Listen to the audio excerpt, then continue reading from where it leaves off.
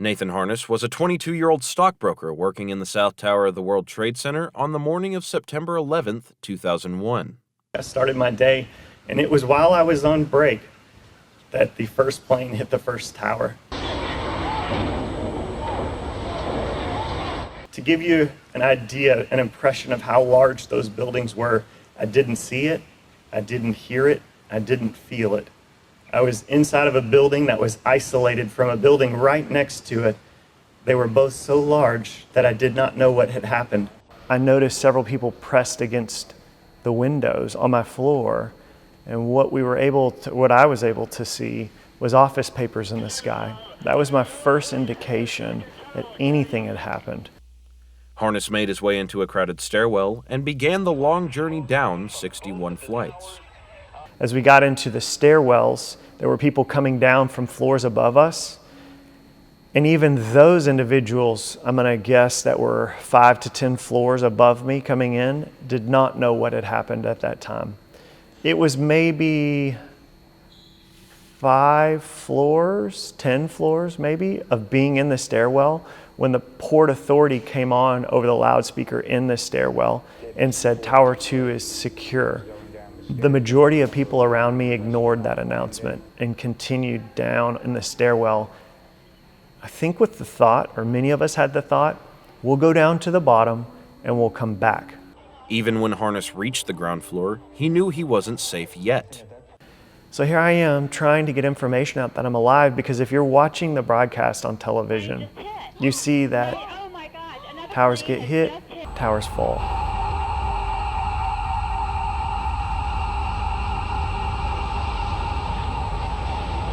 You don't see the base of the tower where thousands of people like me were able to come out of the bottom and run. After escaping the South Tower, he tried to call his family, but only one of his attempts went through. And I got a hold of my sister, and I couldn't speak. I couldn't get a word out. I was too emotional, and she knew who it was.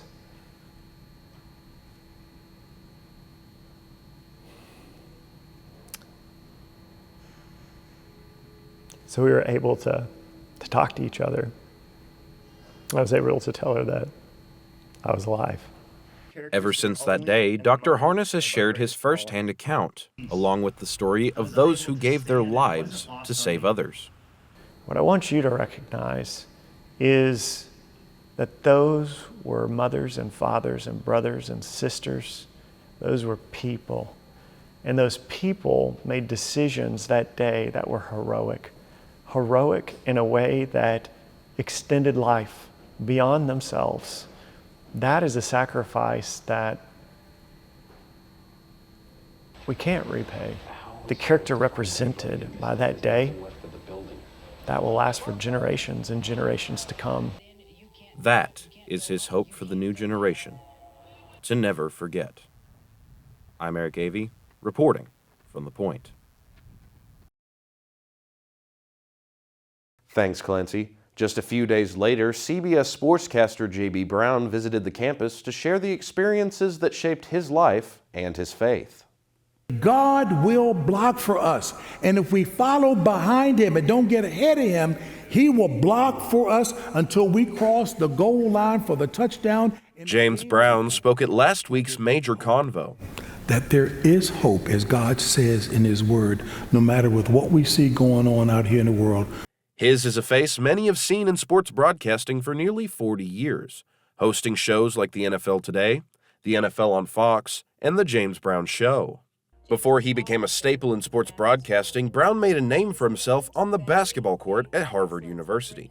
After getting drafted and then dropped by the Atlanta Hawks, he moved to the corporate world and then to the broadcast world. I'm actually kind of curious, what led you to that? For anybody who's played sports, it's a passion. It's addicting. So when I started working in corporate America, actually that was a search to find something that could almost provide the same kind of excitement and high as playing in sports. I always played team sports, so I wanted something that was team oriented. And when I got a chance to do some freelance work as a broadcaster for the then named Washington Bullets, the predecessors to the Washington Wizards, I realized that's what I wanted to pursue. Brown began as an NBA analyst on CBS in the mid-'80s before becoming a founding host of the NFL on Fox in the late '90s, alongside Terry Bradshaw, Howie Long, and Jimmy Johnson. Over his many years in broadcast, Brown has been honored with multiple awards, including the Pat Summerall Award and 3 Outstanding Studio Host Emmys. His most recent achievement was his induction into the Sports Broadcasting Hall of Fame in 2021. But Brown says that his faith is more valuable than any award. My attitude is if I'm pleasing the Lord with what I do, then my bosses can't help but be pleased because I'm doing it unto the Lord. So that's what I try to do in everything. Though his job doesn't always allow him to speak about his beliefs, Brown communicates his faith in other ways. I recognize that I'm working in an environment that doesn't particularly embrace Christ in culture, but that is no excuse for me not to make certain, given what I know and whose I am, to walk according to his word. And I try to make certain that my actions speak louder than my words, because I'm fully mindful that my bosses did not hire me to proselytize, but who they get is a person who is a Christian. So I will try to model that. Joe Burrow furrowed forehead and the like. Phil, was he not happy? A few days after the convo, Brown was back on CBS just in time for NFL Sunday.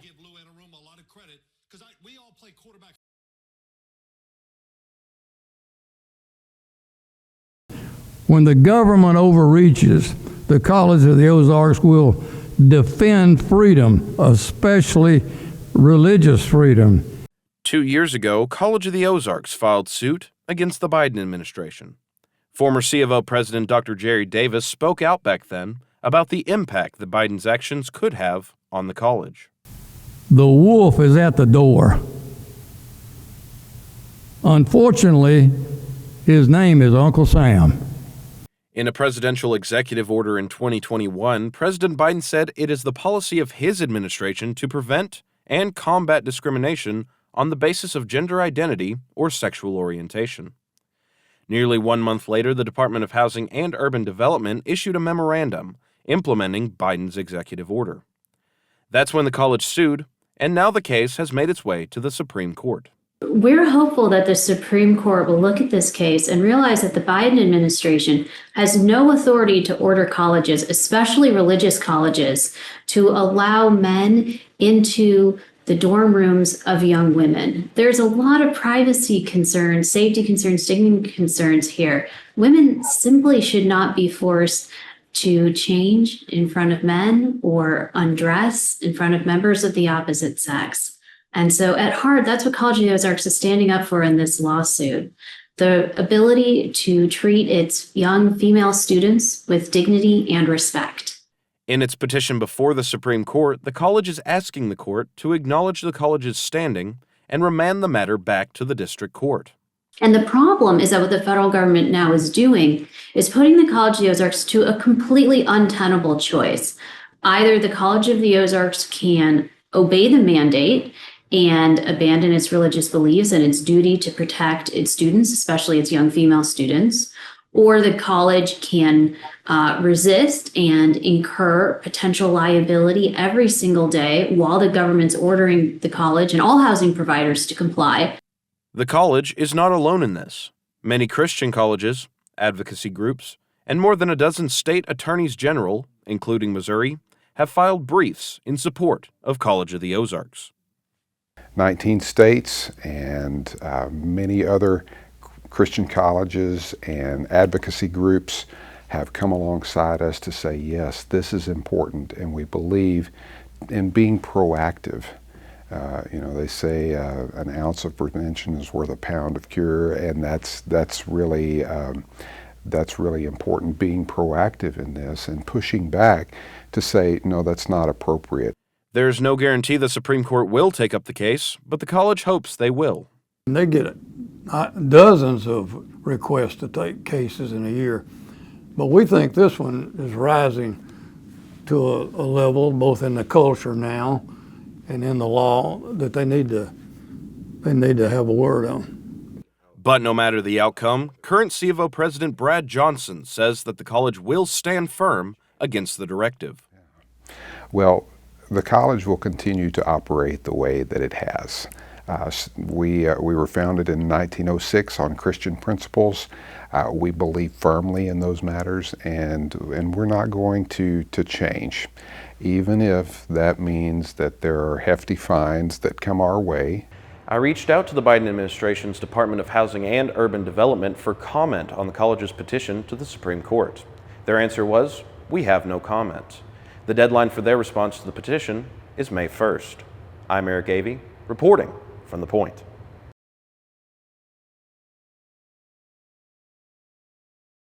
Hello, I'm Eric Avey. As the fall semester comes to a close, the Christmas season is just beginning, bringing with it many traditions like the Keeter Center Christmas tree lighting. Once the tree was lit, the crowd united in song.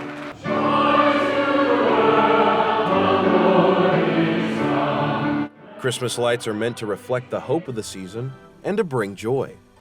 From trees and houses to businesses and even entire parks, the act of putting up Christmas lights has become a staple of the holiday season. Large displays like Silver Dollar City's Old Time Christmas, a multicolored light show consisting of over 6 million lights spread throughout the park, takes a lot of people to make it happen. Like the best year ever. It'll take between anywhere from 12 to 18 people. It'll take them 18 weeks to do it all. And they work anywhere from 8 hours a day to 12, 14 hours a day. And while many smaller displays don't have such means, some, like the Bennett family's 3,000 light display, still put on a good show. The trees on the front porch that are hanging on the wall of the house, they sing to the music. And then we've got the arches. We use ribbon light on those. They can twinkle, they can blink, they can strobe, the options are endless. Whether it's the smallest shows or the bigger displays, the change in lighting technology allows it all to happen. RGB is a special bulb because you can actually program each individual bulb to do whatever you want it to do. It's not like a regular strand of lights because everything now is computerized. Christmas light shows have become very intricate compared to the first Christmas displays. Most scholars do agree that the Germans were the first to begin using Christmas trees. The Christmas tree originated in Renaissance Germany as a part of the feast of Adam and Eve. Over the centuries, the tradition of a Christmas tree and its lights gradually spread. In 1714, the Hanoverians inherited the throne of England, George I, and so they were Germans. They brought that over with them. And so there's a really famous image from 1848 of Queen Victoria and Prince Albert with a Christmas tree. And that image then inspired other people in Britain and in America to begin introducing Christmas trees. The modern form of the electric Christmas tree came about in the 1800s, when Edison Electric Company Vice President Hibbard Johnson replaced the traditional candles on his Christmas tree with colored light bulbs. He then placed the lit-up tree by the window and invited several newspapers, who popularized the electric light Christmas tree. Edison and Johnson then quickly put on a massive spectacle in Boston using an advanced Christmas tree display with coordinated lights and music. That tradition of making a public show out of the Christmas tree and its lights is carried on even today. And some, like the Bennetts, use them to promote a good cause. Almost 6 years ago, we adopted our dog from the Branson Humane Society, and we decided we wanted to give some love back to them. This is our 5th year collecting donations for the Humane Society. Some displays go up as early as June. The biggest question is, why do they do them so early? Yeah. Well, because it takes that long to get them up. The second biggest is, why do you take them down? 2 reasons: they fade, and we have little 4-legged friends called squirrels that like to eat them. And though the lights are only up for a season, they are still a sight to behold.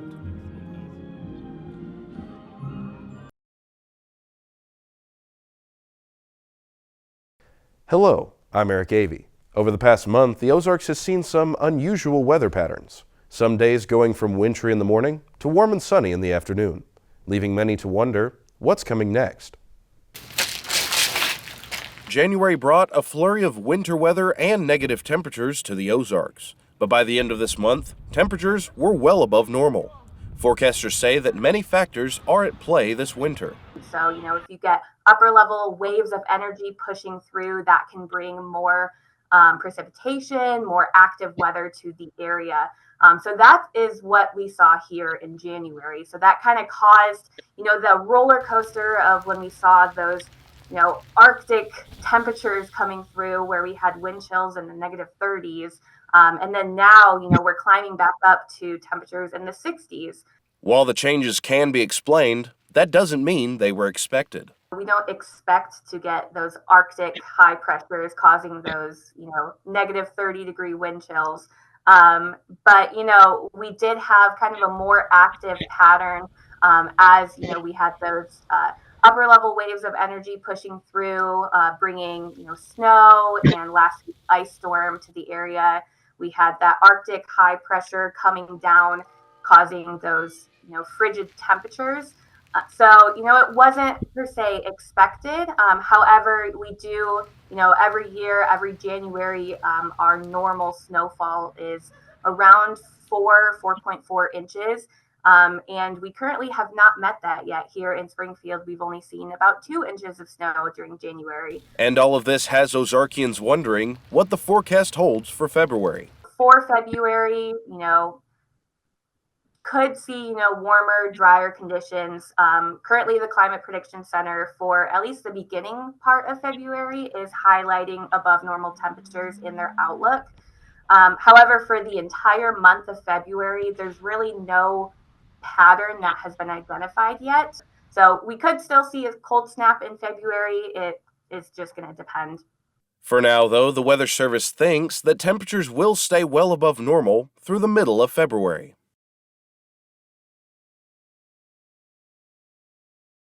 What happened on October the 7th changed everything for them because it shattered their sense of security, gave them that sense of vulnerability that they have not had since the Holocaust. This is not about the politics of the Middle East or the sociology of people.